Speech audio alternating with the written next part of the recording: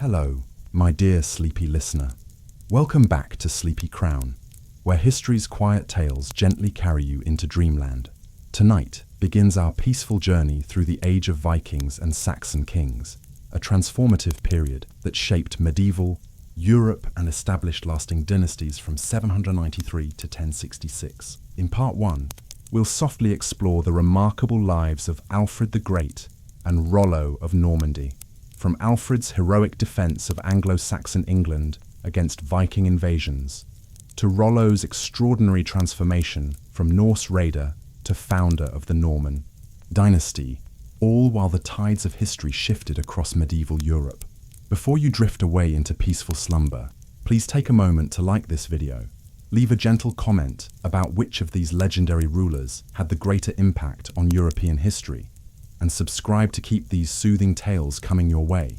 So cozy up, close your eyes, and let these gentle whispers from the 9th and 10th centuries lull you into restful sleep. If you're new here, welcome to the Sleepy Crown family. Alfred, later known as Alfred the Great, came into this world at Wantage in Berkshire during the late 840s. The precise year remains a matter of scholarly debate, though most agree it fell somewhere between 847 and 849, with many favouring the later portion of that span. His father bore the name Ethelwulf, which translates to noble wolf in the Old English tongue. In 839, Ethelwulf had inherited the crown from his father, becoming sovereign of Wessex, one of the principal Anglo-Saxon realms governing 9th century England. Despite their rule over Wessex, the family quite likely originated from Kent, and were, in essence, newcomers to the region. Indeed, the Wessex royal line had not passed from father to son during the 8th century, and only in the early 8th century was the direct lineage established, thus bringing Ethelwulf to power in 839. Alfred's mother was Osburh, daughter of Oslac, the chief butler of the Wessex royal court. Her father held an important position in his own right, and descended from a family of Jutes, a smaller Anglo-Saxon tribe that had played a significant role in establishing political authority on the Isle of Wight off England's southern coast. 1. Later chronicler described Osburh as an exceptionally devout woman of noble character, and it seems likely that Alfred inherited much from his mother's disposition. No portraits of Alfred survive, nor do we find images of him on contemporary coins that might reveal details about his physical appearance, while near-contemporary written descriptions offer little information, generally emphasizing his attractiveness compared to his ruling contemporaries, without providing substantial details of his actual looks. Whether these general descriptions hold accuracy remains difficult to determine with certainty. Alfred entered the world as part of a moderately sized family. He was the youngest of 6 children, having 4 brothers and 1 sister. Of his 4 brothers, one, Ethelstan, the eldest of the 5 boys, would perish before he could inherit their father's throne. However, each of the other 3 brothers, Ethelbald, Ethelbert, and Ethelred, would each serve brief terms as rulers of Wessex before Alfred's considerably longer reign began. Given the scarcity of sources for the early Middle Ages, it comes as little surprise that we possess limited knowledge about Alfred's early years. The finest contemporary or near-contemporary record of his life and reign can be found in the Life of King Alfred, composed by a Welsh monk named Asa during the later years of Alfred's life. Asa knew Alfred personally and served as a learned member of his court during the late 880s and 890s. Consequently, his biography provides an invaluable account of the king's life, though one that must be approached with some caution regarding Asa's possible tendency to magnify Alfred's achievements. The only comparably valuable source for Alfred's life appears in the early sections of the Anglo-Saxon Chronicle, an extensive collection of annals covering English history. Historical understanding between the 9th and 12th centuries is enhanced by numerous royal charters that have survived. Other significant materials from this period include Alfred's own considerable body of writings, some addressing philosophy and ecclesiastical matters, and others covering the law codes and politics of late 9th century England. Though these sources might seem meagre compared to records available for more recent monarchs, they still make Alfred by far the best documented ruler of any English kingdom between the fall of the Roman Empire in the 5th century and the beginning of Norman rule in the 11th century. From Asa, we learn one of the most remarkable facts about Alfred's early life. He did not acquire literacy until he reached 12 years of age.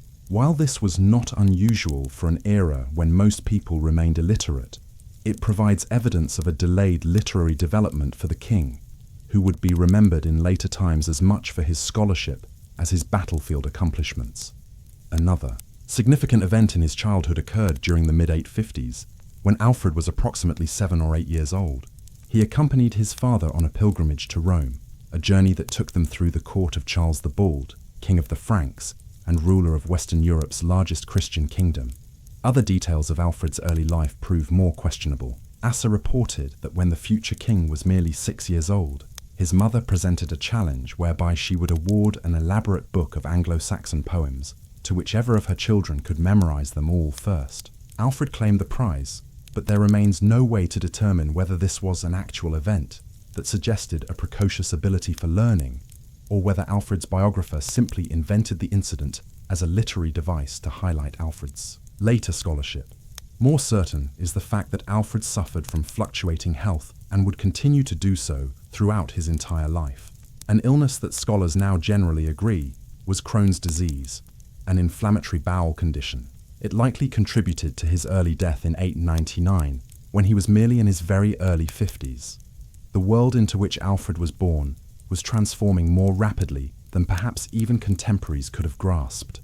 Following the collapse of the Western Roman Empire in the 5th century, Western Europe had fragmented into numerous successful states, ruled by various Germanic tribes such as the Franks in France, the Visigoths in Spain, and the Anglo-Saxons throughout much of Britain. Nearly 3 centuries of disorder followed, a period commonly called the Dark Ages, characterized by decentralized weak states. This era was then concluded by the invasion and conquest of Spain in the early 8th century by a combined Arab-Berber Muslim army. However, the Muslim advance was halted in 732 when the Franks under Charles Martel defeated them at Tours and forced them back into Spain.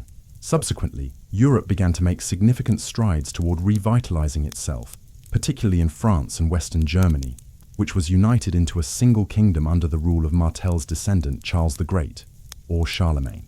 During his reign, a resurgence of imperial power occurred, such that this period is typically known as the Carolingian Renaissance. Charlemagne was also crowned at Rome as the first Holy Roman Emperor, a political entity that would endure for over 1,000 years. This renewal was reflected in England. Throughout much of the 6th and 7th centuries, the country existed as a confusion of petty kingdoms such as Bernicia, Deira, Kent, Sussex, Wessex, and Mercia, each ruling over a region extending little beyond 1 or 2 of England's modern-day counties. In the 7th century, several of these states began to gain greater power and control over their neighbours, creating more unified and centralized kingdoms. Particularly, Mercia emerged during the 8th century as the dominant force in England. By the late 8th century, what has become known as the Mercian supremacy had reached its greatest extent, with Mercia stretching throughout all of central England, north to the River Humber and south as far as the mouth of the River Severn. Yet, some kingdoms had avoided being conquered by the Mercians. In the north, the Kingdom of Northumbria ruled a large area. North of the River Humber, to the east was found the Kingdom of East Anglia, covering the counties of Norfolk and Suffolk and some of the Fens region. Finally, in the south, several small kingdoms retained their independence, including Kent and Cornwall. But the foremost of these independent southern principalities was the Kingdom of Wessex, covering the modern-day counties of Devon, Dorset, Hampshire, Somerset, Wiltshire, and Berkshire. Into this kingdom, Alfred was born. Moreover, Wessex was ascending during the 9th century in the face of a weakening Mercian state. But all was not well, as we will see shortly. In the dying years of the 8th century, a new and malevolent force had begun making itself known from across the North Sea in Scandinavia. This was the political balance that existed as Alfred was growing up. The Kingdom of Wessex was also growing ever stronger, with Kent fully incorporated into Wessex, while Cornwall, the last independent portion of the West Country, was effectively subjugated by Wessex between the 830s and the 850s. But there was also increasing family tension within the royal family of Wessex at this time. We have already seen that Alfred accompanied his father to the European mainland during the mid-850s on pilgrimage to Rome and to visit the court of the Frankish kings. When he returned in 856, Ethelwulf faced an internal challenge within his family, as his eldest son, Ethelbald, sought to displace him. The son was supported by several senior figures within the Kingdom of Wessex, namely, the Ealdorman of Somerset and the Bishop of Sherborne. Consequently, Ethelwulf was not entirely able to defeat this challenge. A challenge from his son led to a compromise agreement, whereby Ethelbald now ruled the core Kingdom of Wessex, with his father essentially demoted to ruling over the Kentish parts of the realm. This arrangement continued beyond his reign. When Ethelwulf died in 858, the next eldest son, Ethelbert, took over the Kentish branches of the kingdom. Yet this was a fluid situation, and when Ethelbald died just 2 years later at age 60, Ethelbert effectively reunited Wessex and Kent under his sole leadership. This pattern was followed by Ethelred in 865 when Ethelbert died, and he succeeded. As a consequence, when Alfred himself succeeded, he would not have had the prior experience of ruling Kent as a branch of the greater Kingdom of Wessex. Conversely, he would also not have to share his kingdom, and he would succeed to a regime where power was centralized in his hands rather than being divided amongst other extended family members. Before that succession took place, though, Wessex was plunged into crisis. The first Viking raid in the British Isles occurred in 793 when Lindisfarne Monastery in northeast England was attacked. Intermittent raids continued throughout the first half of the 9th century, generally striking at coastal regions, and often being confined to targets in the north of England and along the eastern seaboard. Yet, as destructive as these raids were, they were largely temporary, with the Vikings rarely establishing any lasting presence in the British Isles. This all began to change from around 865 when several armies arrived in the north and began to establish seemingly permanent roots. The force was led by Halfdan Ragnarsson, a Danish warlord who commanded what has been termed the Great Heathen Army in 865. The speed of the conquests was remarkable. The Kingdom of Northumbria was effectively overrun in 2 to 3 years. Between 865 and 867, East Anglia had become part of the territory of the Vikings, and by the end of 870, simultaneously, the Kingdom of Mercia, the once predominant power in England, lost an extensive proportion of its territory in 868 and 869, though it maintained its independence for the present time. In some instances, the Anglo-Saxon rulers were allowed to retain their positions, albeit as vassals of the Danes, but gradually, the main Viking leaders began to supplant them. Wessex was not unaffected by this, with Mercia and East Anglia largely under their control by 870. The way was cleared for Halfdan to begin striking into the south of England. Consequently, in late 870 and early 871, a series of Viking raids were carried out against Wessex. Though the southern Anglo-Saxons were not entirely outmatched, several of these had been repelled with victories for Ethelred. As such, there were signs even before Alfred's succession that the Danes were certainly not invincible and would not be able to overrun Wessex with the same ease as they had Northumbria, East Anglia, and Mercia. That succession would come just weeks later in 871. Ethelred's reign proved similarly brief to his older brothers. He died when he was perhaps as young as 25 or 26 of unknown causes. Although he left behind 2 sons, these were still in their infancy. Given the crisis aroused by the Viking invasions and the movement of the Danes southwards towards Wessex, at the time of Ethelred's death in 871, the obvious decision was made. Alfred would be king, as he was the better choice to confront the crisis Wessex found itself in. That emergency would dominate the first years of Alfred's reign. The situation turned especially ominous in the spring of 871, as a new army of Vikings arrived from Denmark, led by a commander who would soon take up the position of King of East Anglia. His name was Guthrum. He would become the key figure amongst the Danes in the south for the next 20 years, as Halfdan Ragnarsson eventually turned his attentions towards Eastern Ireland. Clashes were soon occurring again in southern England. Alfred won some and lost others. For instance, an encounter at Ashdown in the Berkshire Downs was a victory for Alfred, but other setbacks ensured that the Danes were soon able to make forays into the heartland of the Kingdom of Wessex itself, around Wiltshire and Hampshire. Then suddenly, Guthrum simply decided to turn his attentions elsewhere. There seems little doubt that Alfred and his advisors in Wessex agreed to a tribute payment, or Danegeld, in order to have some raids stopped. But Guthrum was also distracted by events elsewhere. While Halfdan had reduced Mercia to a considerable extent, a portion of the kingdom had been left independent, and Guthrum now turned west to fully conquer this. In 872, he would not resume his attacks on Wessex for several years, giving the Southerners a respite in which to regroup and giving Alfred an opportunity to begin introducing military reforms. There were several aspects to the military reforms undertaken during Alfred's reign in order to more fully secure Wessex against the Viking threat. One of the key aspects concerned what was known as the Fyrd, a type of Anglo-Saxon militia drawn from the freemen of Wessex.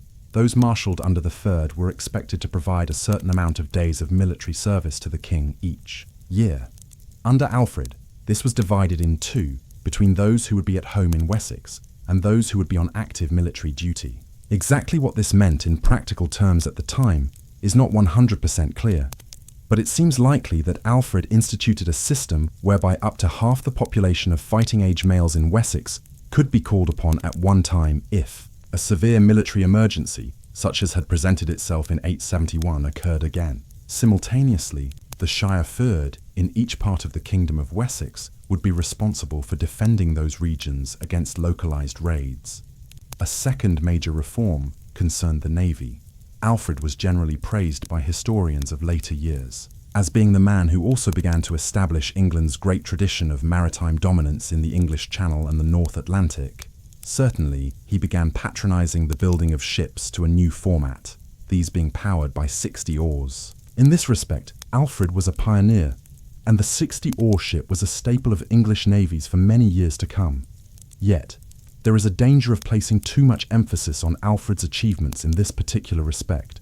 The Anglo-Saxons in various kingdoms throughout England would have had a strong naval tradition throughout the early Middle Ages, and we cannot conclude that Alfred simply built a navy where none had existed in Wessex prior to his reign. The third and final aspect of Alfred's military revolution was doubtlessly the most important. This lay in the field of fortification. In the course of his reign, a chain of forts was built throughout the Kingdom of Wessex. These were often built from scratch, though some did reuse the older remains of Roman or Iron Age defensive sites. A burh, as these fortifications were termed, was built within 20 miles or so of every Saxon settlement within Wessex, with a particular proliferation in the coastal regions. Given this, it is clear that they were intended as refuge centres for the Anglo-Saxons of Wessex, for times when Viking raids were occurring. To each of these burhs, there were then allotted a specific number of hides. These were a form of land measurement, but in this instance, were being used to calculate how many men from the local surrounding region would have to provide service during the year in order to first build, then later, both maintain and defend the burh. Extraordinarily, the system allowed for the mobilization of 27,000 men throughout the Kingdom of Wessex to serve in some capacity within the burh system. Even if this figure was never fully mobilized, even half this amount of men would have ensured that the burh system played a very considerable role indeed in securing Wessex against the Viking threat throughout Alfred's reign and beyond into the 10th century. We are extremely fortunate to have a detailed account of how this system worked. Found amongst the Cotton manuscripts in the British Library in London is a document known as the Burgle Hidage. This is an account of the chain of the forts which were established through the burh system, together with details of the arrangements for their maintenance and defence. Although the Burgle Hidage evidently postdates Alfred's reign, perhaps being of the 920s, internal evidence suggests it drew on an earlier version that had been in use during Alfred's reign itself. As such, it is a record of a complex system of administration being used to ensure the security of the entirety of southern England during Alfred's reign. While all these innovations were only just beginning by the late 870s, whatever benefits they could convey were soon very much needed. In 874, Guthrum had completed the conquest of Mercia and installed a puppet ruler. Ceolwulf ruled over the region with western England now pacified. He turned his attentions back southwards in 876 to Wessex, the only major power in England that still resisted the Danes operating from around the Cambridge region. A series of attacks were launched by Guthrum on Exeter. Clashes followed in this region for months to come, often with vague offers of peace, the swapping of hostages, and the paying of ransoms. During the course of these clashes, Alfred had the closest call of his reign. During the Twelfth Night celebrations, on the 6th of January 878, Guthrum launched a surprise attack on Alfred's court at Chippenham in Wiltshire. Taken completely by surprise, the Wessex court was overwhelmed. Alfred himself only narrowly escaped and ended up hiding in the marshes of Somerset for several weeks with a small band of followers, attempting to regroup and plan their retaliation. Meanwhile, Guthrum and his Danes had free rein throughout Wessex during the spring of 878. However, it would not last long.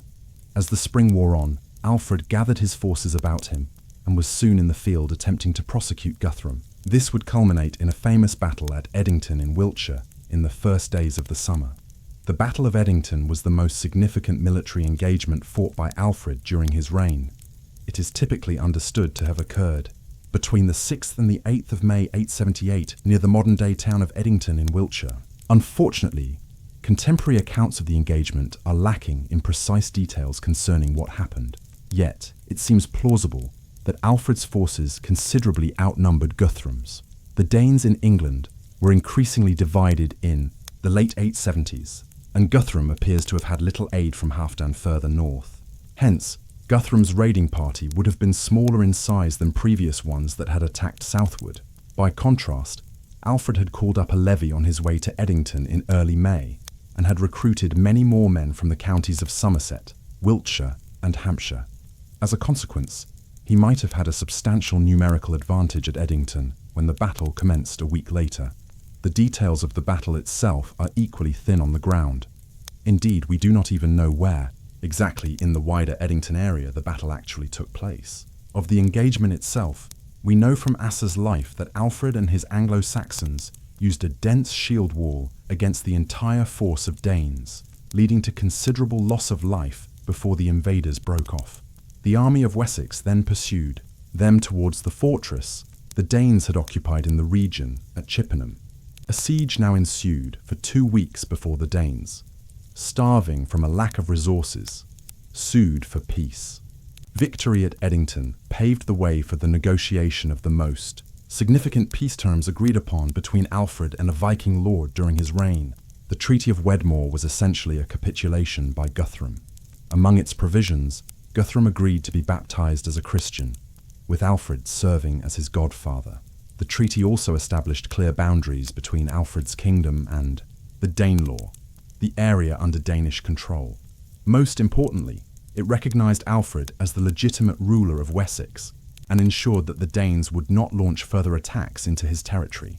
The aftermath of Edington marked a turning point, not just for Alfred but for England as a whole. The victory demonstrated that the Vikings could be defeated and that organized resistance could succeed. Alfred's military reforms, particularly the Boer system, had proven their worth.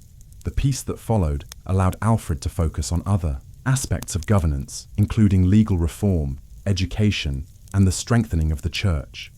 Alfred's legal reforms were substantial and long-lasting. He compiled a comprehensive law code that drew from earlier Anglo-Saxon laws, Mosaic law, and Christian principles. This code emphasized the importance of loyalty to the king and established harsh penalties for treason and other serious crimes. The concept of royal authority that Alfred developed would influence English law for centuries to come. In the realm of education and culture, Alfred recognized that knowledge and learning were essential for effective governance. He established schools and brought scholars to his court from across Europe. He personally translated several important Latin works into Anglo-Saxon English, making knowledge more accessible to his subjects. This cultural renaissance laid the groundwork for England's later intellectual achievements. Alfred's religious reforms were equally significant. He worked to rebuild monasteries and churches that had been destroyed by Viking raids. He established new religious houses and supported the training of clergy. His efforts helped ensure that Christianity remained strong in Wessex and provided a foundation for the eventual conversion of the Danish settlers. The kingdom's finances were also put on a steady path as a means of preventing future incursions by the Danes from being successful. Indeed, the reason we know so much about the burr system of fortifications, which were erected throughout southern England during his reign, is that the burghle hidage is essentially a record of how the entire system was financed by taking payments from specific amounts of land throughout Wessex. The burghle hidage is, in its own right, a statement about the formalization of the finances of the Kingdom of Wessex and the improvement of the system whereby taxes were collected and administered. Alfred's own will also attests to the success of his efforts to put the finances of the Kingdom of Wessex on a more secure footing, and there is evidence to suggest that the nascent state's reserves of coin were at a greater extent in the latter parts of Alfred's reign than they had been at almost any previous date. £2,000 of silver were distributed under the terms of his will, a huge sum which indicates the affluence of the Kingdom of Wessex by the end of the 9th century. How might we explain this sudden boom in the Wessex exchequer beyond the simple benefits of administrative reorganization?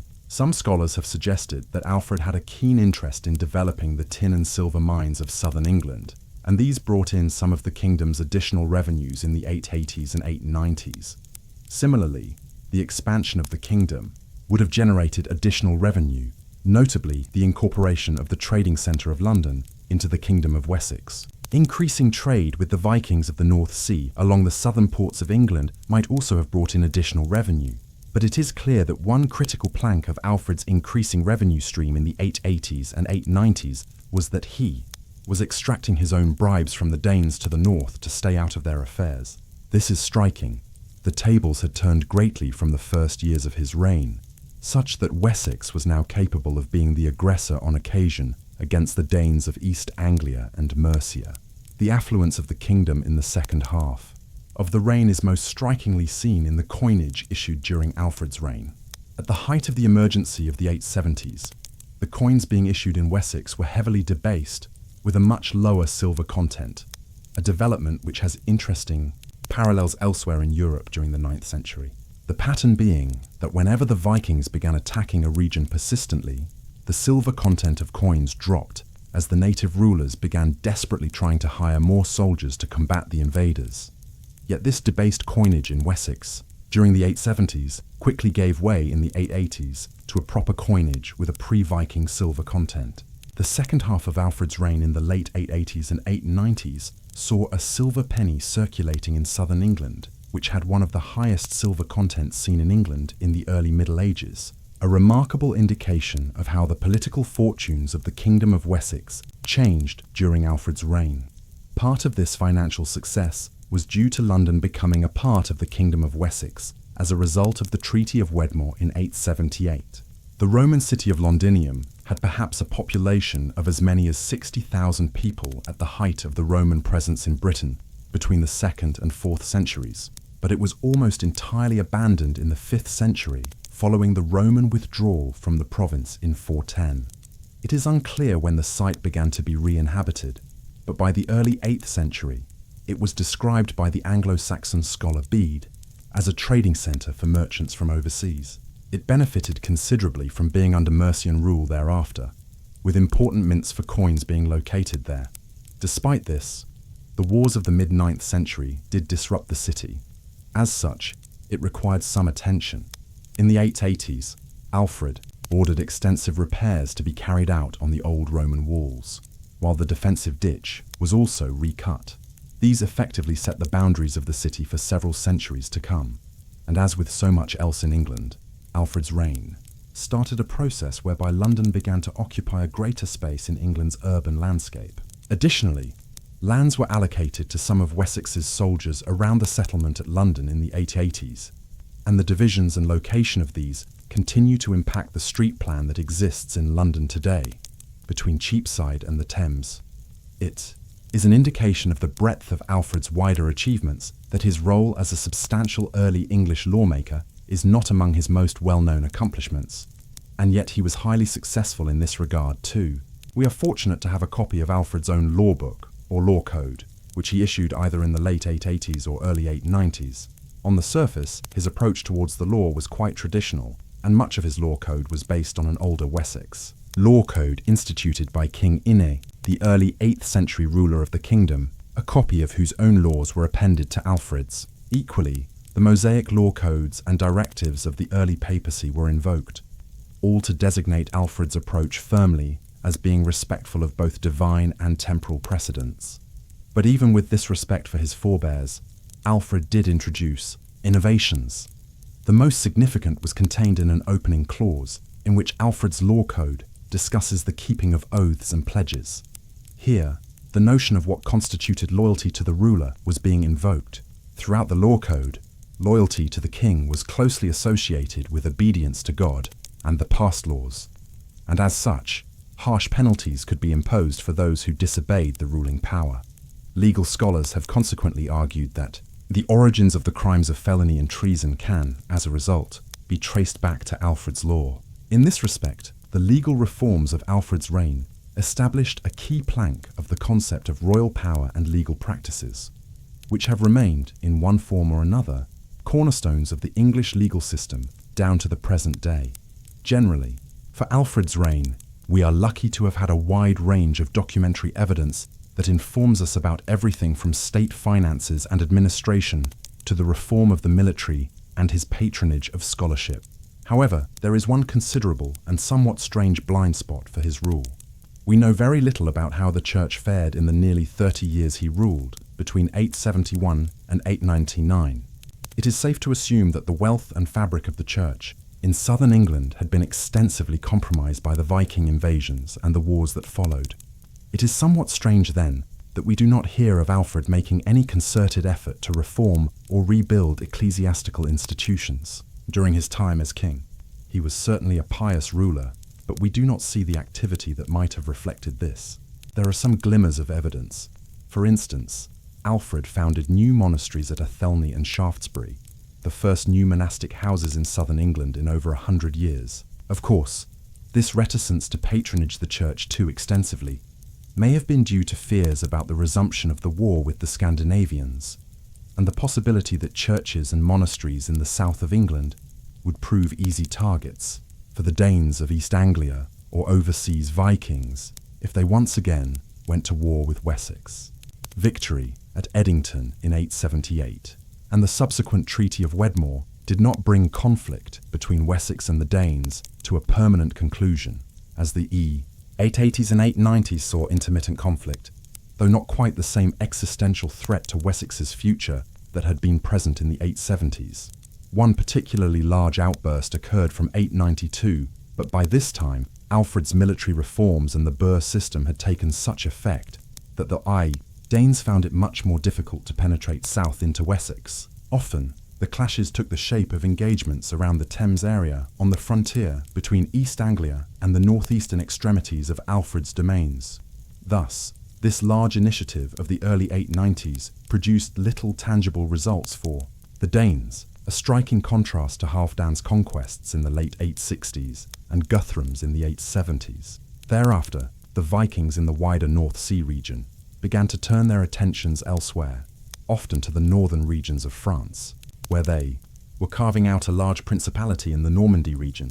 With the threat posed by the Danes reduced, though never entirely vanquished, Alfred was able, from the mid-880s, to turn his attention to his overriding passion, the development of a learned court at Winchester, the capital of Wessex. He envisaged himself presiding over such a court as a latter-day wise King Solomon. Access to the court of scholarship, which was developed at Winchester from 885 onwards, included Alfred's own writings and scholarly output. The court of scholars, which he developed around himself and the royal family, along with the educational system he patronized at the capital of the Kingdom of Wessex, is noteworthy. Perhaps the most remarkable aspect of Alfred the man, as well as Alfred the king, was the breadth of his own learning and scholarship. The extent of Alfred's extant works is very considerable indeed. They include his law book, some translations of Pope Gregory's Book of Pastoral Rule, similar writings on the 5th century Roman philosopher Boethius's canonical work, The Consolation of Philosophy, and the Church Father Augustine's soliloquies, as well as texts on the first 50 Psalms from the Book of Psalms in the Old Testament. These texts are unique for the early Middle Ages in expressing the worldview and inner thoughts of a reigning European monarch. The Alfredian Renaissance in learning certainly cannot be said to have compared with that which had been achieved by Charlemagne in Western Europe, in the late 8th and early 9th centuries. But there is no comparison between the two monarchs who actually oversaw them. Charlemagne was illiterate throughout his life, unable to read or write, while Alfred left behind his own substantial corpus of works. Even if Alfred's political and military career had not been as significant as it was, he is still a figure who would be worth studying exclusively for his scholarly output. Exactly when Alfred composed these works is not clear, although it has been observed that Asser, in his biography of the king, most likely written around 893, does not refer to the majority of Alfred's writings. Hence, it might well be the case that Alfred's literary output was the product of a particularly rich period of scholarship in his later years. The texts by Alfred, which have survived, point towards an individual who was concerned above all else for knowledge for its own sake, but also in order to act as a good king. Alfred conceived of himself as a latter-day King Solomon, a wise king who would guide his people. This certainly explains his pronouncements in some of his writings that the people of Britain had previously prospered when learning flourished amongst them. Additionally, the focus of Alfred's scholarship is indicative of how he conceived of himself as a king. In particular, the fact that Alfred chose to study some of the works of Pope Gregory the Firm is significant. Gregory had served as the Bishop of Rome between 590 and his death in 604. Sanctified as St. Gregory the Great, he is generally understood to have been the most important of the early popes, not least because of his conversion work in sending missionaries to England, notably Augustine of Canterbury and Paulinus of York. In studying his writings, Alfred was effectively trying to understand better the thought of the individual who had paved the way for the political union of England. Gregory had already begun the religious unification of Britain by initiating the Christianization of its inhabitants. Beyond his own writings, Alfred was possessed of a vision to change Wessex into a kingdom of learning. To that end, he established a school at the royal court, on one level to educate his children, and on the other to begin inculcating a better standard of scholarship at the heart of government, one which would trickle down through the nobility of Wessex. He also imagined that he would learn from these scholars himself. One who joined him in the mid-880s was his future biographer, Asser. 3 others are noteworthy. The first was Plegmund, a learned hermit who, as well as being invited to join Alfred's court of scholars, was also appointed as Archbishop of Canterbury in 890. A third important figure was Grimbald of Saint-Bertin, a Benedictine monk from France. Grimbald was persuaded to come to England by Alfred, perhaps in order to pass on to Alfred's court the ideas he would have picked up on the continent about Frankish law and government. But the most significant of the members of Alfred's court of scholars was probably John the Old Saxon, a German by birth. John was a revered scholar and was also appointed by Alfred as the abbot of the monastery of Athelney in 888, shortly after his arrival from continental Europe. Some small fragments of his poems, demonstrating knowledge of several languages including Greek, have survived, a rarity for the time and one which indicates his scholarship. The king's patronage of learning and education extended beyond this hiring and appointment of famed scholars. A rudimentary education system was also being formed in the late 880s and 890s. As with many of the other reforms Alfred instituted, the model was an education system which Charlemagne had patronized in France almost a century earlier. Alfred's school was at the royal court at Winchester. Incredibly for its time, it seems to have included the children of families of lesser birth, as well as those hailing from Wessex's noble dynasties. But critically, it also prized study in the vernacular. Alfred was clear in his own writings that Latin was still exalted above all other languages, but he was also the first Anglo-Saxon king that we know of to have understood that Old English was a valuable literary tongue in its own right. It is hard to assess how successful all these initiatives were. Alfred's goal, surely in creating a court of scholars and an educational system for the children of Winchester, was to create a learned group of governors and administrators who would be better placed to run the kingdom of Wessex efficiently in years to come. Perhaps he was successful in this, but it is not wholly clear. Our records for the 10th century are so thin that it is difficult to determine the extent of his success in this regard. Yet, if judged on its own merits, it is true in any event that his patronage of scholarship and education to create a learned society at Winchester was admirable in its own right. But as profoundly important a figure as Alfred was from a literary and scholarly perspective, and as monumentally significant, his reign was in securing the survival of the Kingdom of Wessex, and with it, the last vestiges of Anglo-Saxon independence from Danish rule. He is best known as the founder of the English nation. Alfred had expanded Wessex's sphere of control north and obtained direct control over London, although Mercia was allowed a nominal independence after Wedmore.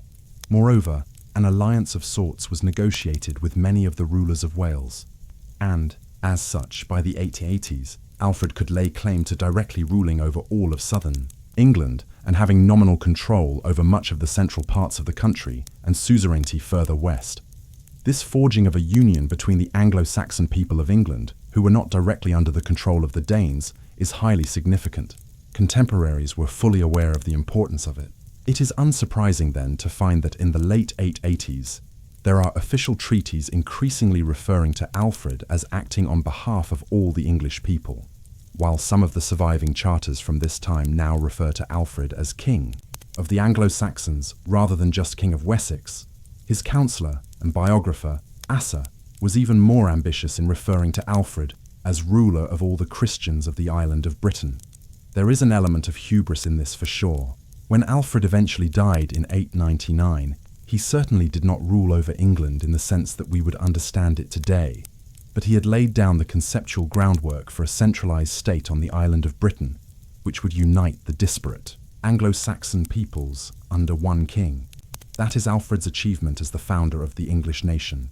Alfred died on the 26th of October 899, when he was just in his early 50s. The exact cause of his death is unknown, but it is plausible that it was associated with the poor health he had suffered from for his entire life. He was buried in the Old Minster in Winchester in what became a family crypt.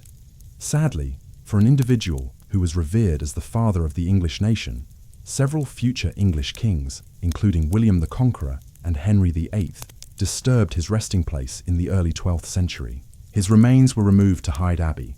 Then, during Henry VIII's reign, Hyde Abbey was dissolved and demolished, leading to Alfred and his family members being effectively forgotten about at the site.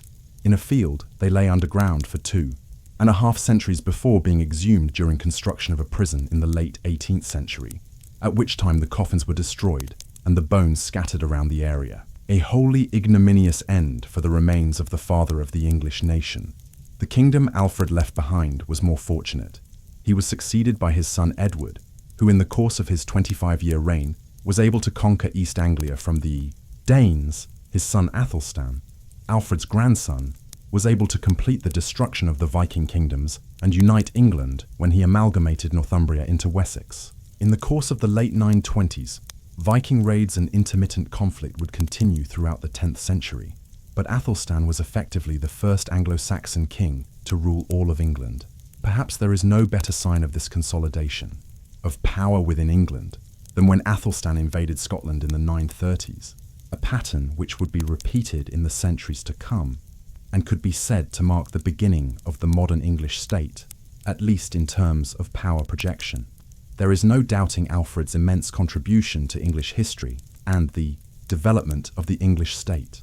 His first action as King of Wessex in the 870s was to finally stop the Viking incursions into England, which had largely destroyed the kingdoms of Mercia, East Anglia, and Northumbria further north. This he successfully accomplished within a few years of becoming king, in part through a military revolution which reorganized the manner in which land forces were used in Wessex. He also reformed Wessex's navy, and as a result, he was victorious at the Battle of Edington in 878 and stopped the southward advance of the Danes. This did not bring the Viking raids to an end, and further attacks occurred with regularity throughout the 880s and 890s. But the existential threat to Wessex's survival had been neutralized. The system of burhs, or fortifications, which he established across southern England, provided safety and security for his subjects in the years that followed. Away from the battlefield, Alfred was an even more accomplished and complex monarch. He reformed the finances of the Kingdom of Wessex and began developing London in such a way as would make it the preeminent town of England in the years to come. His patronage of the church and education rejuvenated England's cultural life in the aftermath of the worst ravages of the Viking invasions. More strikingly, He was a highly accomplished scholar in his own right, producing work on such individuals as the late Roman philosopher Boethius and the influential early bishop of Rome, Pope Gregory. There is very little to say against Alfred that we know of. He did not wage unnecessary wars which cost the lives of civilians in order to aggrandize himself, nor were there large internal political disputes within Wessex, which resulted in the king shedding blood to maintain his authority. He was, by all accounts, a model king. In part, our view of this might be influenced by our reliance on admittedly biased contemporary sources such as Asser's life, but that we do not have a hostile account of any kind is significant. And then we must consider the long-term legacy of his reign. By the time of his death in 899, the kingdom of Wessex was being transformed into the state of England. Alfred's most lasting and greatest achievement is that he not only managed to defend Wessex from the Danes during his reign, but by the end of it, he had established what became the English state, one which endures in an admittedly vastly different form right down to the present day. Rollo, later known as Rollo of Normandy, was born during the mid-9th century, possibly in the year 860 AD. He was a Viking from the region of Scandinavia and later became the founder and first ruler of the Duchy of Normandy. Rollo has also been called Rolf, Rollon in French, and Hrolfr in Old Norse. His father was possibly Rognvald Eysteins, the founding Jarl or Earl of Møre, a county at the northern tip of western Norway. Rognvald, known as Rognvald the Wise and Rognvald the Powerful, was a close relative and ally of King Harald Fairhair, the earliest known king of Norway. Rognvald makes a brief appearance in the Norse sagas, which are prose stories and histories from Iceland and Scandinavia that often told of Viking voyages, migrations, and family feuds. But little accurate information is known about Rognvald's life, especially as the sagas were prone to exaggeration, contradiction, and outright myth-making. It was said that Rognvald played a role in the founding of the Norse earldom of Orkney and led raids on towns on the Scottish mainland and Ireland from there. But, as with the information on the rest of his life, there is only very limited evidence to support this claim. It should also be noted that Jarl Rognvald Eysteins may not have even been Rollo's father. Alternative written documents by French chroniclers, Dudo of Saint-Quentin and monk Richard of Reims, claim that Rollo's father was actually named Ketil and was possibly Ketil Flatnose, King of the Isles, a Norse realm in the Western Isles of Scotland. This claim is based on the identification of Rollo's brother, Gurim, who was given the patronymic Grim after Ketil Flatnose's father, Björn Grimson. Equally, both Rollo and Ketil had ancestors from Møre in western Norway. However, these accounts were written a century after Rollo had lived, and, in the case of Dudo, under the commission of Rollo's grandson, Richard the Third of Normandy.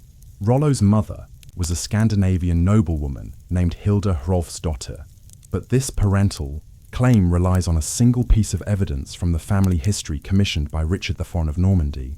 However, Rollo's Norse name, Hrolfr, could have potentially been a name passed down through the maternal side of his family. According to the sagas, the largest pieces of written evidence available to us, Hilda was the daughter of Rolv Nefja, or Hrolfr Nefja, Jarl of Trondheim in Norway. In the Orkneyinga saga, the daughter of Rolv Nefja is called Ragnhild, although in other sagas she is Hilda. In the sagas, a dispute is noted between King Harald Fairhair of Norway and Rollo's family. During this conflict, Rollo's disputed father, likely Jarl Rognvald Eysteins, is killed, along with his brother Gurim. Rollo is spared execution and forced into exile after his mother, Hilda, appealed for clemency for her son. At this time, Hilda composed a skaldic stanza, a type of medieval Scandinavian poetry, which is one of the few examples composed by a woman that survived to the present. It is also why we today know her name. It was said that after his mother had failed to win him a full pardon, Rollo was forced to leave Norway, or perhaps Denmark, as the historic record is also not clear on where he came from. He then wandered the North Sea in exile, staying perhaps in Orkney. As with Rollo's parentage, there is little concrete information about much of his early life. The chroniclers who wrote about him lived many years after his death, and their records were often written to bolster the Norman dynasty he founded, rather than to record things as they actually happened. The question of where in Scandinavia Rollo was from is a good example of the contradictions historians face when they try to understand him.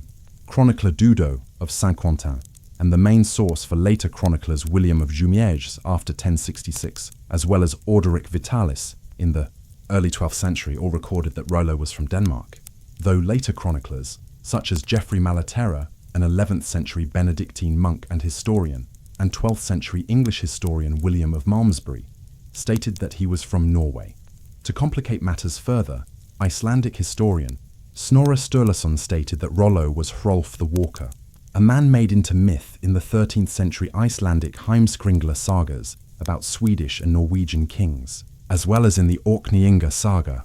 Hrolf the Walker was said to be from late 9th century Mura in Norway and was born to Jarl Rognvald Eysteinsson and noblewoman Hilda Hrolfsdottir, as Rollo was.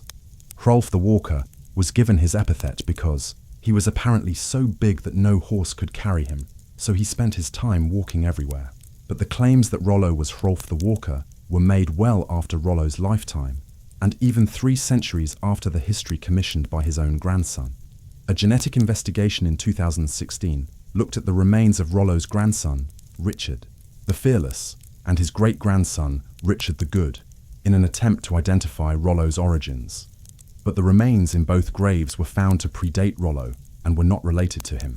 The Norwegian archaeologists that undertook the investigation suggested that the 2 bodies they found in the tomb had been moved there to replace those of Richard I and Richard II to protect them from grave robbers. This investigation, like the sagas and chronicles before it, failed to identify Rollo's origins. With little reliable information available, the identity of Rollo's parents, as well as his birthdate and birthplace, remains somewhat uncertain. One of the difficulties in identifying his home country is that place names were used interchangeably at the time. For example, Viking, Northmen, Swedes, Danes, and Norwegians would have all been used to refer to the general region of Scandinavia and the various people that lived there. The distinctions and national borders between Denmark, Norway, and Sweden that exist today did not exist in the same way at the time when Rollo lived. If we presume, however, that Rollo was the son of Rognvald Eysteinsson, then he would have been one of 6 brothers. His elder brothers, Hallard, Einar, and Hrolaug, were born out of wedlock to concubines and were already grown up by the time that the younger, legitimate sons were born. The younger sons were Ivar, Hrolfr, thought to be Rollo, and Thorir the Silent. It is the Norse sagas that identify Hrolfr as Rollo, though these sagas are slightly problematic sources as they were written well after Rollo's death and generally favoured the sensational over the factual. The Norse sagas often sought to draw connections between famous people and bolster dubious familial claims, rather than note genuine family relations and histories. However, in the case of Rollo, Scottish and Irish accounts from the time do support the claim that Rollo was Hrolfr, son of Rognvald Eysteinsson. It is known that Rollo followed the Old Norse religion, known to its Christian neighbours as Norse paganism. The Old Norse religion was polytheistic. The most famous of its many gods were Odin and Thor, but 2 sets of gods and goddesses existed, the Aesir and the Vanir, who fought against each other in an ancient battle before agreeing that they were equally powerful. The world of the Old Norse religion also contained other mythological races, including dwarves, giants, elves, and spirits of nature, which all existed around the world tree, the Yggdrasil. As the Old Norse religion was part of an oral culture rather than a written one, it involved a lot of ritual activity. Kings and chiefs played a key role in the practice of the religion, including leading public acts of sacrifice in cult houses or sacred outdoor spaces like groves and lakes. 2 centuries after Rollo had lived, the Old Norse religion had been replaced by Christianity, though elements of Scandinavian folklore survived. The Viking world into which Rollo was born was one that was expanding. The Vikings of Norway, Denmark, and Sweden had traded, raided, and settled throughout parts of Europe between the late 8th century and the late 11th century. They travelled as far apart as the Mediterranean, the Black Sea, the Middle East, North Africa, and North America. The Vikings had a profound impact on the early medieval history of many of the places they went, including Scandinavia, the British Isles, France, and Kievan Rus, a state which encompassed East Slavic, Norse, and Finnic peoples and covered parts of modern Ukraine, Belarus, and Russia. This was the Viking Age. The Vikings were expert sailors and navigators and dominated the waterways of Europe. Their distinctive longships were perfect for river navigation, as well as long-distance exploration across the Atlantic. The flexible design of the Viking longships allowed them to be used both for raiding and campaigning, and for long-distance trade, exploration, and colonization. Generally speaking, these ships were long and thin, with symmetrical ends. They were made with overlapping planks, according to the clinker boat-building method, which originated in Scandinavia and spread across the North Sea to Britain. Their design often favoured speed over load capacity and was generally built for coastal water sailing rather than open water sailing. But this didn't restrict the Vikings to the waters of the North Sea. They voyaged to distant locations to participate in the trade of exotic goods and to the very edges of the known world. Trade with Byzantium, the Eastern Roman Empire located around present-day Istanbul, and Arabia proved especially fruitful. Byzantine silverware, garnet from India and Sri Lanka, Islamic coins, and even a gold Buddha statue are just some of the exotic goods found in graves across Scandinavia and Viking Britain. There is also archaeological evidence that the Vikings reached Baghdad, the center of the Islamic Empire and trade hub of the lucrative Silk Road. Silk that must have made its way to the Near East from China before being carried across Europe by the Vikings appears in graves across the Viking world. The Vikings regularly plied the Volga River with their own trade goods too: furs, tusks, seal fat for boat sealant, and the slaves they captured from raiding.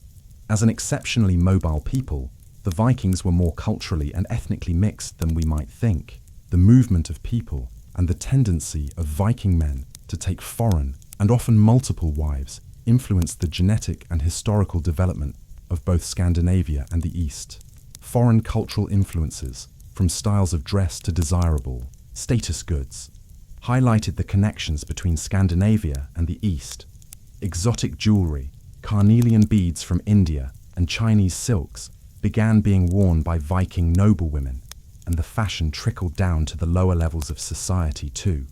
But hey, most culturally mixed places in the Viking world were its trade ports. There were many important trading ports, in particular Birka Island in Sweden. Birka was a melting pot of exotic goods, foreign coins, and peoples from across the world.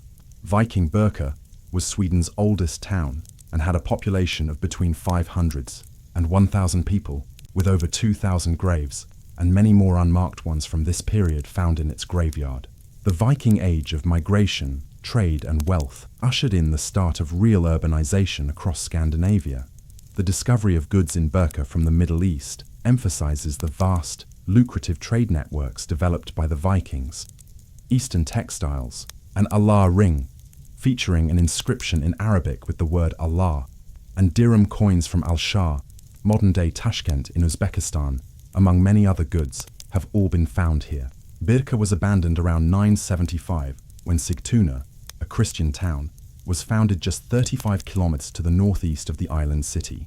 Other important Viking trading ports included Hedeby, a village in modern-day Denmark on the Jutland Peninsula, and Kaupang, meaning marketplace, which was the first market town in Norway, near modern Oslo. There were also thriving Viking trading bases outside of Scandinavia, such as Jorvik, modern-day York in England, Staraya Ladoga, on the Folkov River, around 100 miles from modern St. Petersburg, and Novgorod, the old capital of Kievan Rus. The Viking trading network, which spread across the waterways of Europe and beyond, was even vaster than the raiding one for which the Vikings were to be better known. The versatility of the Viking longships made them suited for raiding as well as trading and exploration. The speed, shallow draft, maneuverability, and lightweight design in particular were essential to Viking raiding strategies.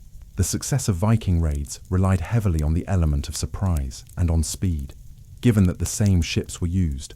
For raiding and trading, especially early in the Viking period, it would have been impossible for the inhabitants to tell if the approaching Vikings were traders or had come with a bloodier purpose. This important element of surprise restricted any possibility for defences to be called, just as with the infamous raid on the religious site of Lindisfarne in Northumbria, northern England, in 793 AD.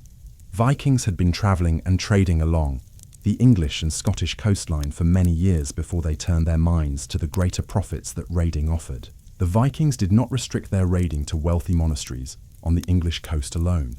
Raids occurred on the coasts, internal waterways, and sea-facing towns of Ireland, England, Scotland, Francia, in the Rhineland, and what was to become the Holy Roman Empire and the eastern territories between the Baltic and Black Seas, including the Rus.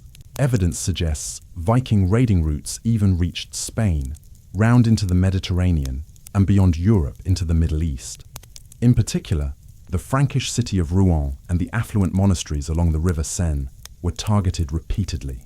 The reputation of the Vikings as fearsome and skilled warriors spread along the trade routes they had developed to Byzantium, now Istanbul. As early as 839, Swedish emissaries are known to have visited Byzantium. Not long after, Scandinavians started to serve the Byzantine Empire as mercenaries in such large numbers that by the late 10th century, a new unit called the Varangian Guard was formed and traditionally contained a large number of Scandinavians. This offer of employment in the Varangian Guard drew so many Swedish men that a new law had to be passed to limit this loss of manpower. The Västgötalagen law stated that any man staying in Greece, the term used in Scandinavia to refer to the Byzantine Empire, could not inherit. This drain was made worse by the heavy recruitment from two other European courts, the Kievan Rus between 980 and 1060, and England from around 1013 to 1066. The Thingmen, or Assembly Retinue Unit, served under the Kings of England and included a great number of Norwegians and Swedes. They were paid via direct taxation to protect England against other Viking raiders. The Vikings proved to be effective mercenaries across Europe. In the early Viking period, raiding and trading was a seasonal activity and was by no means the only occupation for Viking men, many of whom were farmers and craftsmen. Those that did raid and trade did so in the raiding season, that is, the warmer months of the year, when calmer weather would enable the pillaging of the coasts along the North Sea and English Channel and trading across much of Europe and into the Middle East.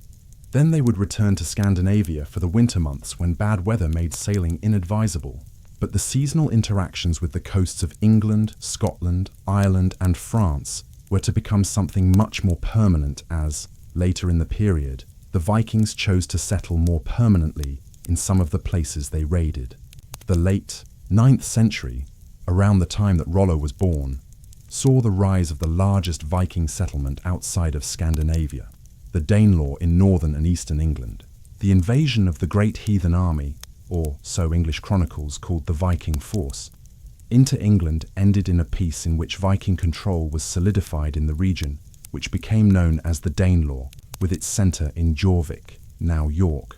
This region experienced increased Scandinavian settlement and a combining of the two cultures and languages, resulting in an Anglo-Norse dialect that is still evident in place names in the north of England today. As the population in Scandinavia increased, Viking warriors increasingly sought to move to the nearby British Isles, where they had once sought glory and treasure, to now take up more peaceful pastimes such as farming and settle there permanently.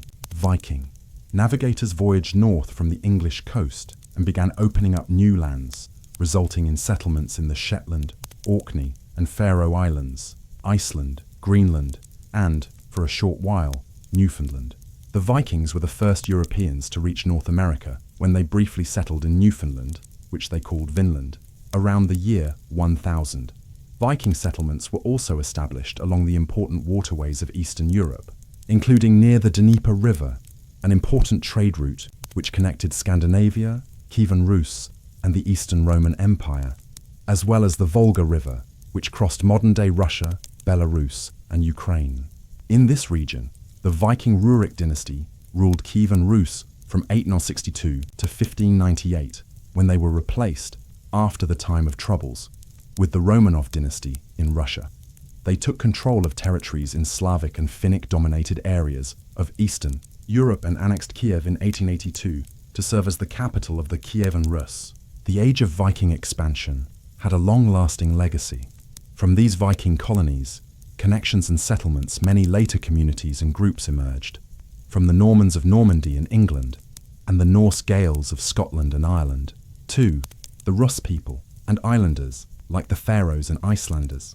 The ruling groups, as well as the general population of many of these countries, such as the current royal family of Great Britain or the Romanovs of Russia, were descended from these Viking settlers and invaders. During the Viking Age in which Rollo lived, the present-day nations of Norway, Denmark, and Sweden did not exist. The general Scandinavian region was loosely united through its similarities in culture and language, but no real geographical distinctions were made. This is one of the reasons why it is difficult to tell exactly where individual Vikings like Rollo were born. Through the Viking period, the Norse homelands were gradually consolidated and larger entities replaced the small, often ill-defined kingdoms. The names of these Scandinavian kings are only reliably known towards the end of the Viking period, and it was only after the Viking Age had come to an end that the separate kingdoms of Norway, Denmark, and Sweden gradually acquired distinct identities as nations, a process that occurred at the same time as Christianization. The Christianization of Europe, which had begun under the Roman Empire, was still underway during Rollo's lifetime. The powerhouse behind the Christianization of the Vikings in particular was Francia, France. France had been united somewhat briefly under Emperor Charlemagne as part of his wider Carolingian Empire, before it was divided again between his sons upon his death in 814. During Rollo's time, the Kingdom of West Francia controlled much of the geographical territory of modern-day France, though the eastern territories of Lorraine, the Kingdom of Burgundy, Alsace, and Provence, and also Brittany in the west, remained just outside West Francia's sphere of influence. After the impressive power and influence of Charlemagne, who had been crowned Emperor of the First Holy Roman Empire by Pope Leo in 800, the authority of the West Frankish monarchs was hugely restricted in comparison. This was partly due to the growing power of their vassals, who ruled over vast fiefdoms. The power vacuum left by weak royal authority meant wars between the fiefs were rampant, as were conflicts between the vassals and the Frankish monarchs themselves. The period was also marked by endless Viking raids and clashes between the West Franks and the Norsemen, which eventually resulted in the creation of Normandy, meaning men of the north, in 911. Viking raids in West Francia began in 820, especially in the Seine Valley region, and continued regularly until peace was signed between Rollo and King Charles the Simple of West Francia in 911. It is believed that the first Viking raids along the River Seine in northern France occurred around 820. 13 ships reached the Seine Bay, where a force of Vikings landed but, having to face the unexpected shore guard, were forced to re-embark, leaving 5 of their number dead on the bank of the Seine. In 841, a better prepared Viking fleet sailed up the Seine and captured and burned the city of Rouen on the 14th of May.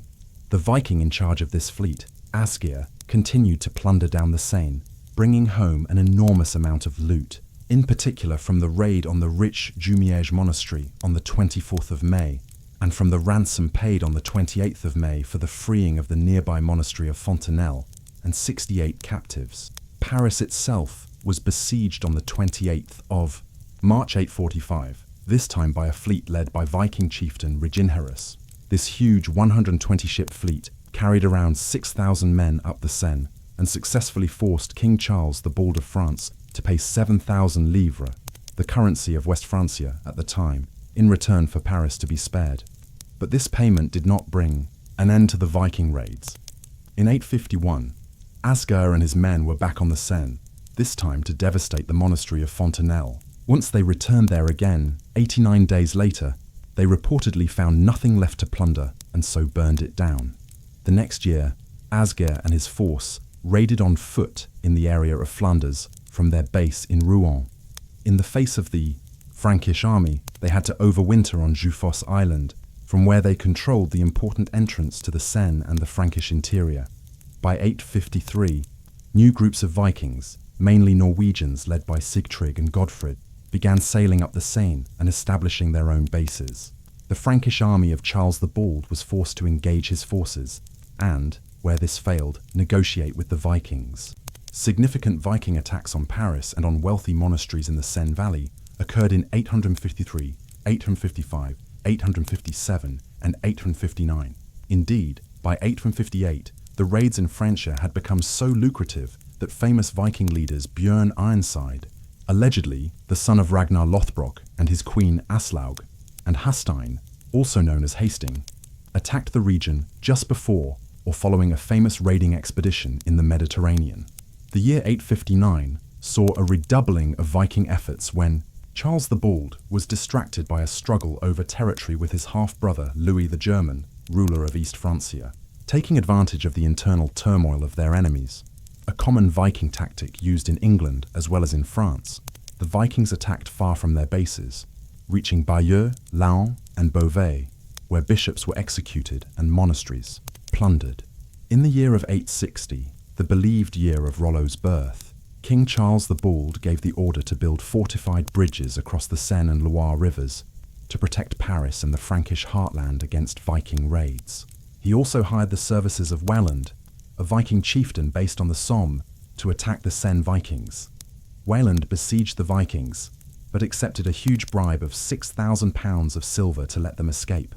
In the summer of 860, the Seine Viking chieftains Hastein and Björn Ironside ravaged upstream as far as Italy.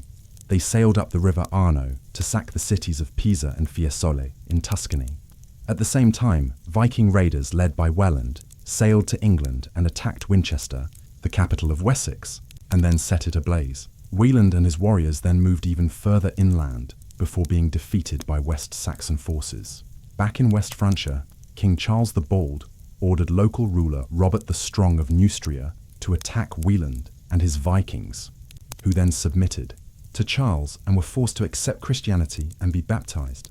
A tribute called Danegeld was raised as a tax and paid to stop Viking raiding in Neustria. This pattern of military submission, payment, and baptism was used throughout Rollo's lifetime in an attempt to control the Vikings in West Francia.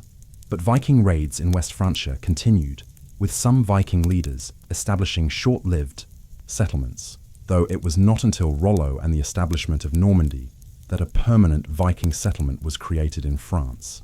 What Rollo did before the establishment of Normandy is a historical mystery. There is a particularly large gap in the historical record between Rollo's mostly unknown childhood and the first report of him taking up the Viking raiding tradition. The earliest reference to Rollo comes from 876, when 100 ships sailed up the Seine to lay waste to the region, likely led or co-led by Rollo. Norman historian Dudo of Saint-Quentin, who wrote his History of the Normans around 986, stated that Rollo had seized Rouen in 876. This claim is supported by another chronicler, Flodoard, who records that Robert, the ruler of the Breton March buffer between France and the Vikings, waged a campaign against the Vikings which nearly leveled Rouen and other nearby settlements. In the end, several coastal provinces in the region were ceded to Rollo and the Vikings, including Bayeux. Chronicler Dudo recorded that while ruling Bayeux, Rollo carried off the daughter of the Count of Rennes, a beautiful woman named Poppa. Although her parentage is debated, it is possible that she was the daughter of Count Berengar II of Neustria, who was captured by Rollo. It is possible, though, that this claim of Poppa's significant parentage was perhaps invented by Dudo to legitimize the lineage of their son, William the Festern Longsword. Poppa remained the wife, Mordanico, a medieval Latin expression meaning according to Danish custom, and as Rollo subsequently married Gisela of France, doubt is cast on the claim that Poppa was from a powerful Christian, noble family, as they would have insisted on a legal, monogamous marriage. It seems more likely that Poppa was actually of common origin, perhaps taken from a country where Rollo had traded or raided, or from Bayeux itself. Not content with Bayeux and the other coastal provinces won in 876, Rollo continued raiding across the Seine Valley. In the 885-886 siege of Paris, it was said that Rollo took part in leading the Viking raiders before they were pushed back by Count Odo of Paris. Then in 911, a group of Vikings led by Rollo besieged Paris again, and also the city of Chartres, southwest of Paris. A resounding victory at Chartres on the 26th of August forced King Charles the Simple of France to negotiate with Rollo. After consulting with his trusted advisors, Charles acknowledged that the only way to stop the Viking raids, other than the age-old tactic of paying them, known as the Danegeld, was to turn Rollo from enemy into ally. Charles sent the Archbishop of Rouen to Rollo to present him with an offer of land in return for his sworn loyalty to Charles. The land offered in what is today Normandy was neglected and, at the time, unprofitable, but Rollo consulted with his Danish chiefs, who encouraged him to see the value in the land that, though currently desolate, had the potential to become more affluent. Rollo decided to accept Charles's proposal. The deal also included the caveat that Rollo should accept a Christian baptism and marry Charles's daughter Gisela.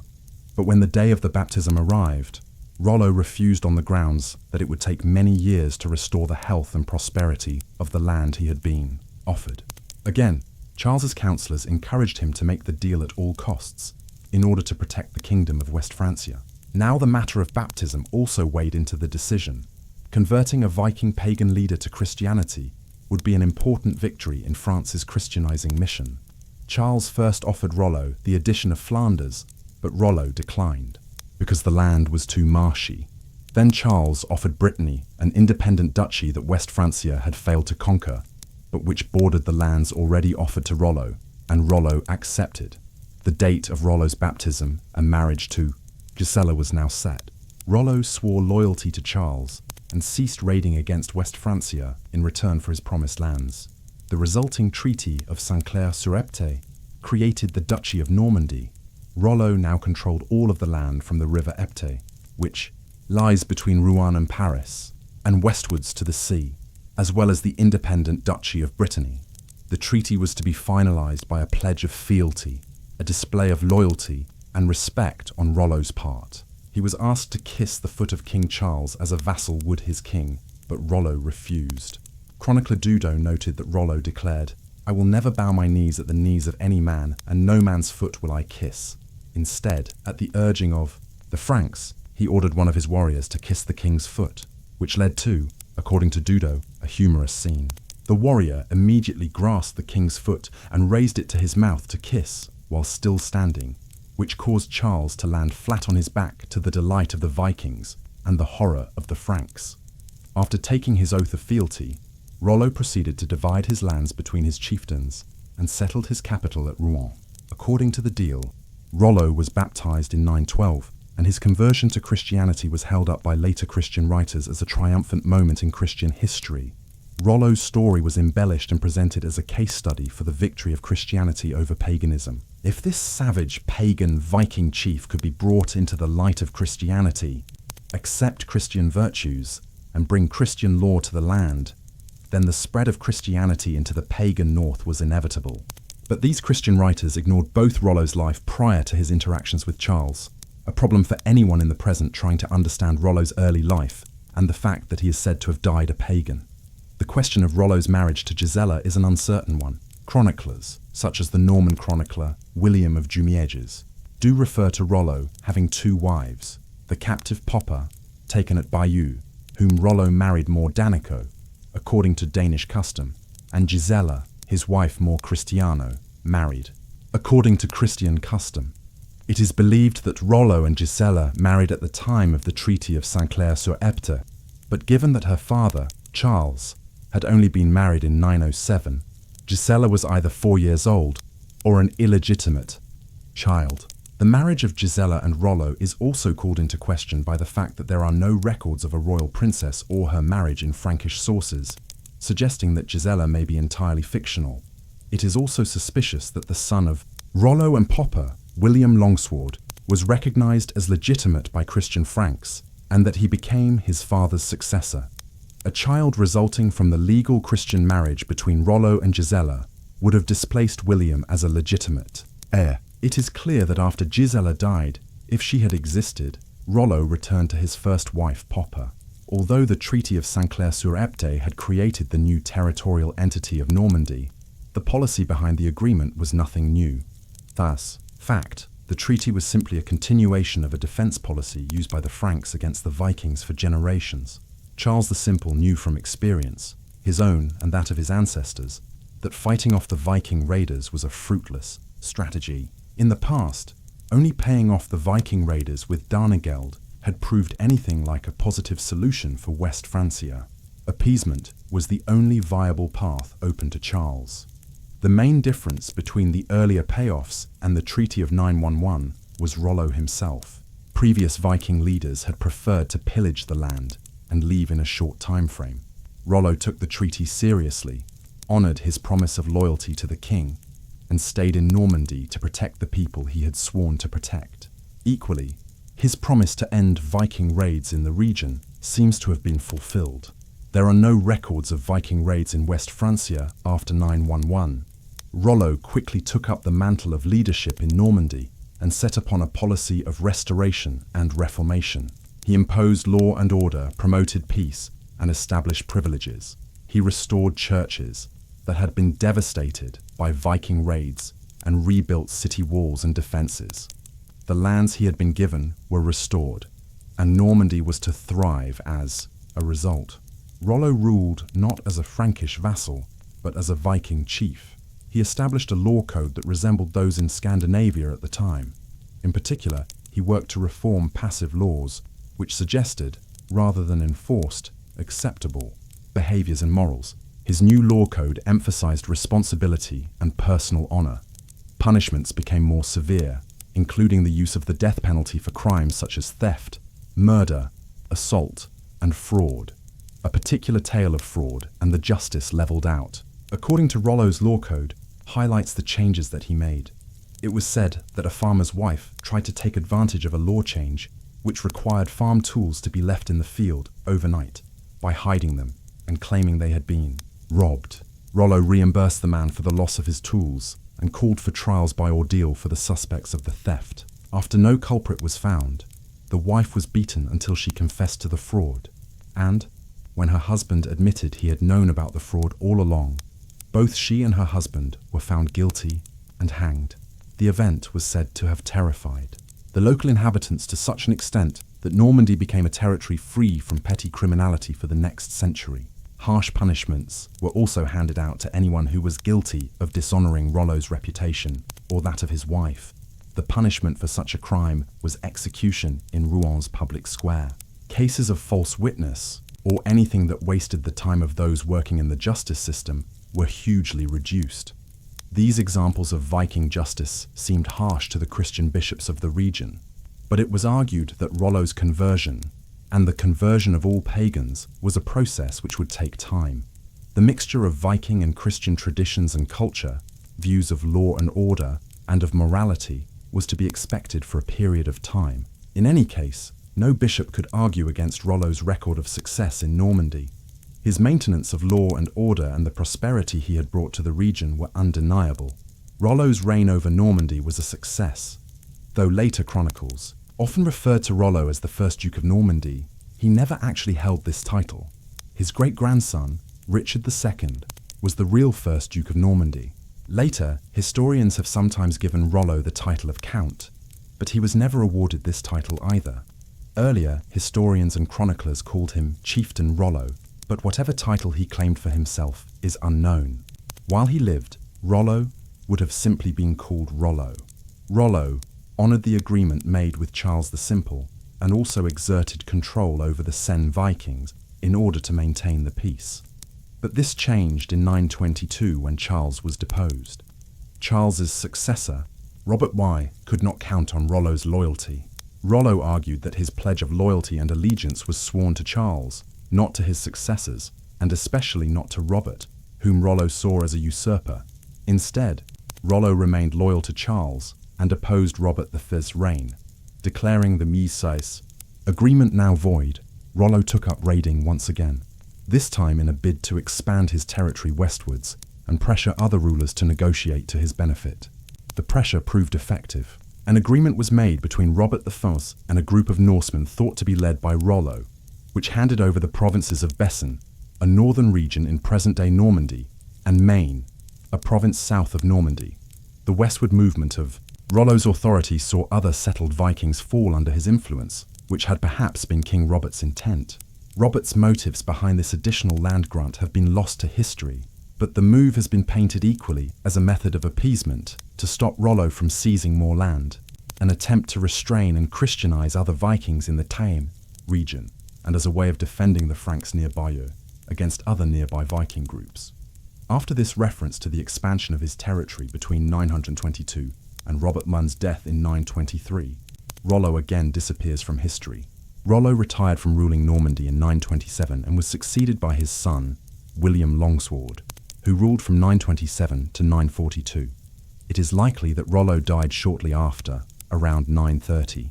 The final brief mention of Rollo in the early chronicles comes in 928 by chronicler Flodoard, and in 933 it is noted that his son, William, inherited a third grant of land which stretched from the Cotentin Peninsula in Normandy southwards to Rennes in East Brittany. Rollo's immediate successors, William Longsword, his successor, and illegitimate son Richard the Firm, also known as Richard the Fearless, and Richard's successor Richard II, continued to rule Normandy in the way of their ancestor Rollo, honouring his policies which had brought Normandy prosperity, order, and peace. Over time, Normandy was transformed from a neglected backwater into a formidable duchy.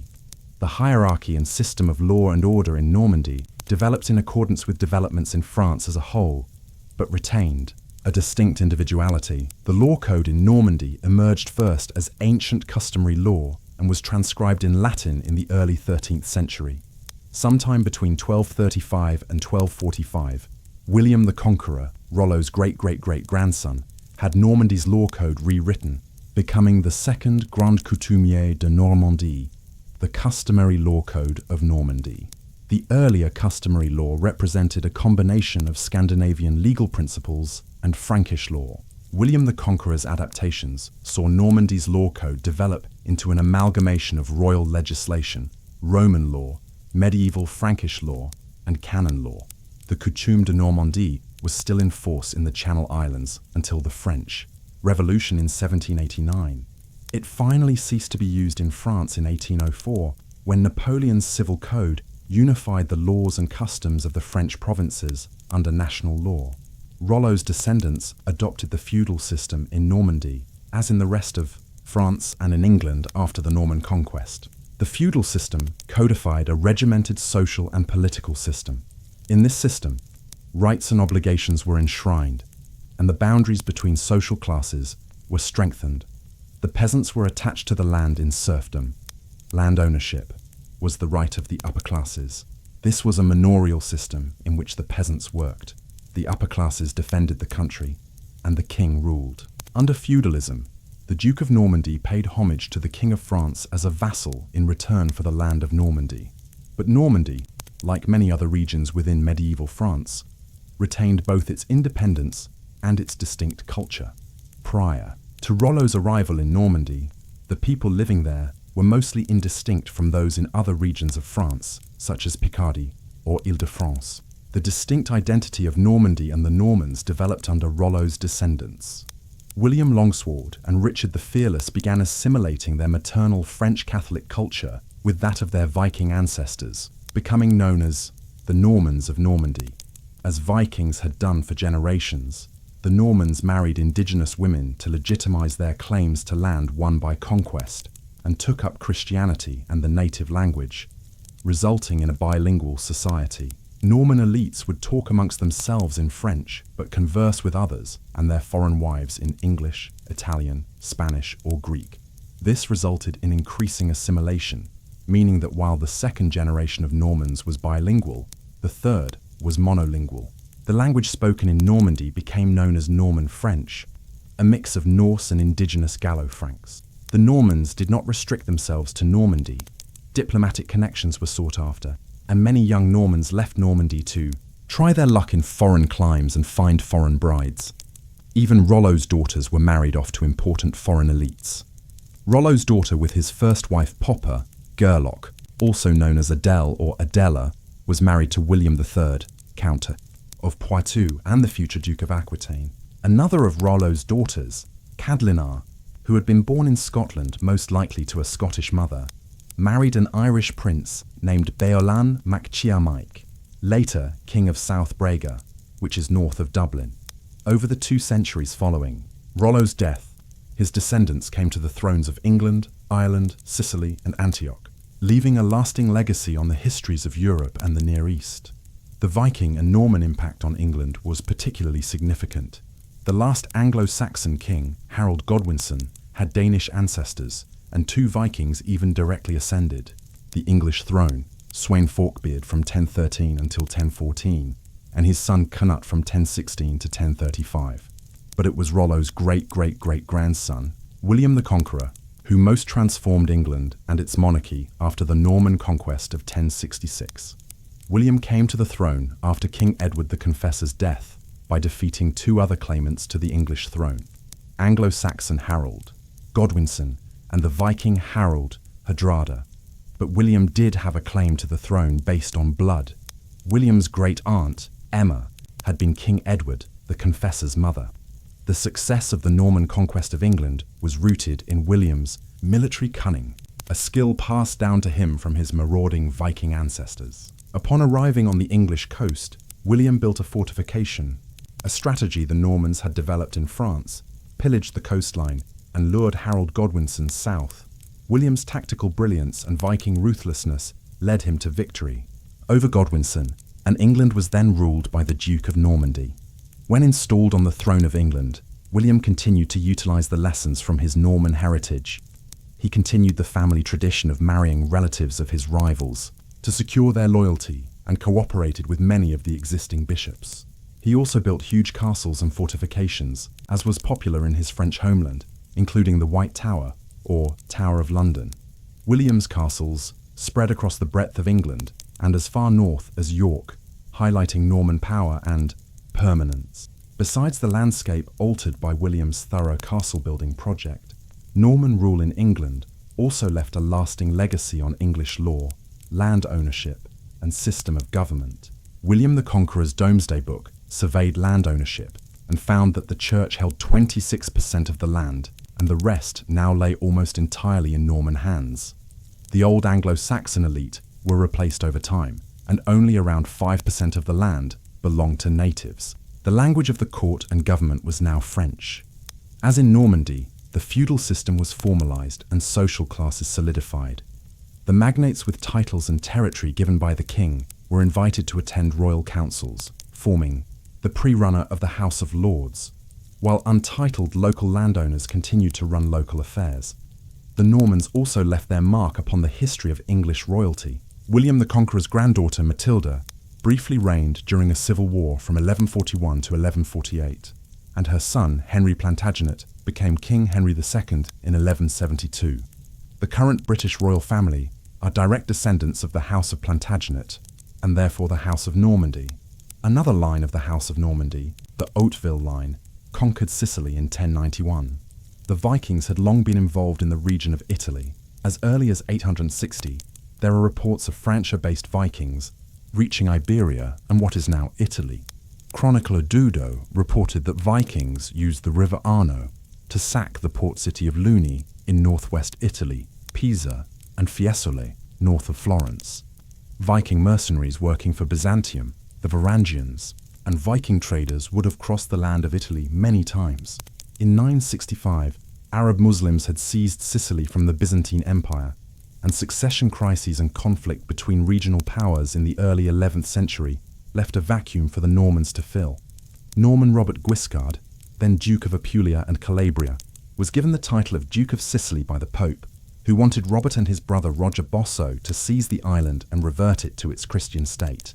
In May 1061, the Norman brothers invaded and built the first Norman castle in Sicily, San Marco d'Alunzio in Messina. Continuing to learn from the regions and cultures they conquered, the Normans in southern Italy combined Lombard, northern Italy, Byzantine, and Islamic building techniques to form the Norman Arab architecture found in the fortifications in the Kingdom of Sicily. The assault on Sicily continued for another 10 years until a siege on Palermo saw the city fall to the Normans on 10th January 1071. Robert, Duke of Sicily, awarded his brother the title of Count of Sicily and partitioned the island with the aim for Roger to take his portion by seizing the remaining Arab-held land. By February 1091, Roger had finally conquered the entirety of Sicily and went on to conquer the island of Malta too. Latin Christianity returned to the island of Sicily, and Palermo became the capital city. The Kingdom of Sicily fell in 1194 when Holy Roman Emperor Henry VI invaded, reportedly on behalf of his wife Constance, the daughter of Roger. But Norman influence in Sicily did not end in 1194, as Constance's son, a half-Norman, was crowned King Frederick II of Sicily in 1198 and went on to become Holy Roman Emperor in 1212, expanding the influence of the House of Normandy even further. Around the time of the conquering of Sicily, the Principality of Antioch near present-day Antakya in Turkey was established around 1098.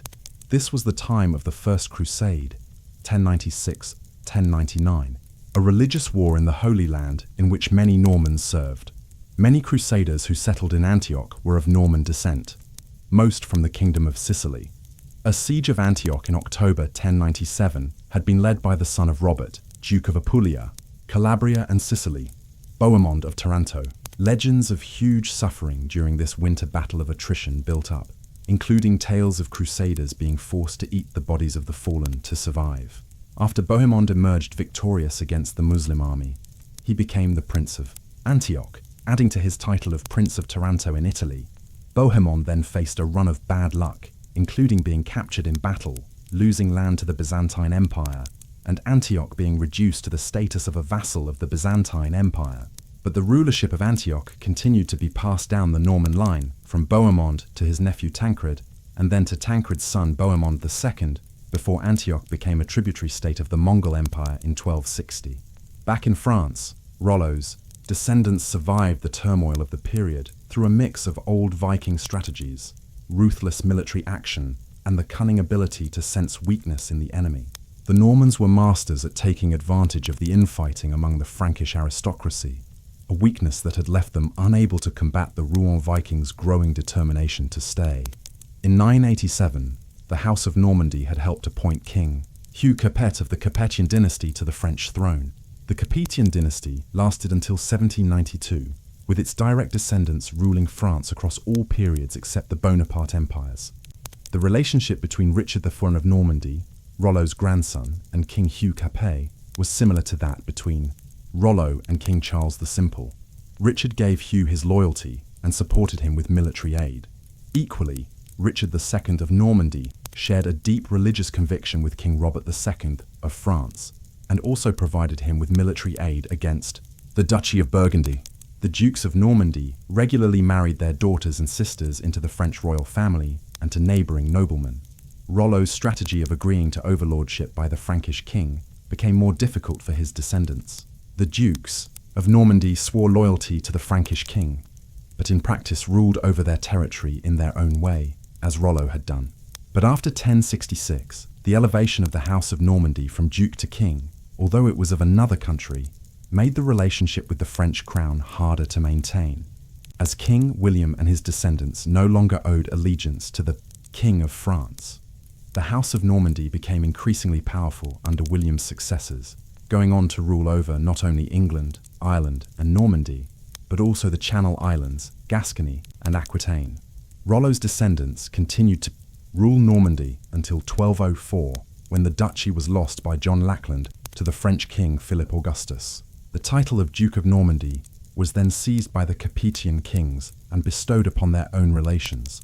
As the king could no longer trust the House of Normandy, the administration of the duchy was taken over, and the powerful fortress Château de Rouen was built to ensure compliance. An attempt by King Henry V, a descendant of John Lackland, to reconquer Normandy brought the region temporarily back under the control of Rollo's direct line, but the region was lost again during the reign of his son, King Henry VI. Norman law did continue to be used in Normandy, especially when the barons and towns of Normandy forced the King of France to sign the Norman Charter in 1315, which aimed to reduce the encroachment of royal power, restricted the king's power to create taxes there, and made the judgments of Normandy's main court final, though the charter was broken several times as the French monarchy became more powerful.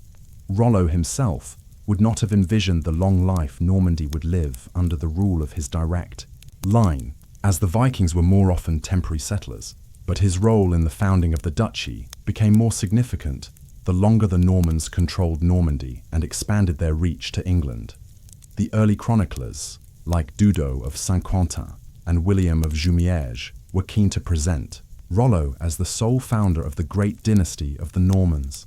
Dudo of Saint-Quentin, a Frank who developed a positive working relationship with the new rulers of Normandy and became their historian, chronicled the lives of Norman leaders in a level of detail that had been previously reserved for only bishops and abbots. He wrote between 995 and 1015, with the intention of glorifying the early Norman leaders, including Rollo. His work was then built upon by Norman monk William of Jumièges, who wrote after the Norman conquest of England in 1066, with even more determination to celebrate the Norman dukes. Dudo and William of Jumièges shaped the history of the Normans, often focusing on their transformation from pagan Viking raiders to Christian conquerors and leaders. Dudo's narrative that Rollo had almost solely conquered what was to become Normandy was somewhat replaced by William of Jumièges' incorporation of the roles of other significant Vikings, such as Björn Ironside and the Danes in general. But Rollo ultimately emerged as the central hero in the story of the dynasty. Later writers have almost always relied on the works of Dudo and William of Jumièges, solidifying their views and interpretations into history.